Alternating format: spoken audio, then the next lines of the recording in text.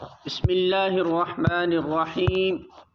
حضرت ابو ہریرہ رضی اللہ تعالی عنہ بیان کرتے ہیں، رسول اللہ صلی اللہ علیہ وسلم کی مجھ سے ملاقات ہوئی۔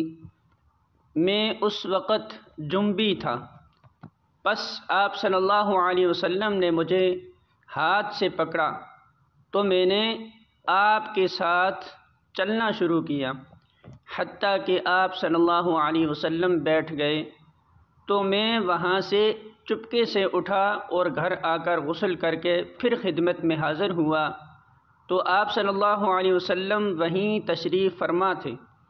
آپ صلی اللہ علیہ وسلم نے فرمایا، ابو ہریرہ تم کہاں تھے؟ میں نے عرض کیا تو آپ صلی اللہ علیہ وسلم نے فرمایا، سبحان اللہ، مومن نجس نہیں ہوتا۔ یہ بخاری کے الفاظ ہیں اور مسلم کی روایت بھی اس کے ہم معنی ہے، اور میں نے آپ صلی اللہ علیہ وسلم کو بتایا کہ بات درجہ ذیل کا اضافہ نقل کیا ہے۔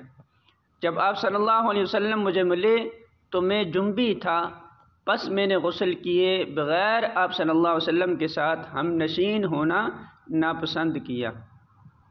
بخاری کی دوسری روایت بھی اسی طرح ہے۔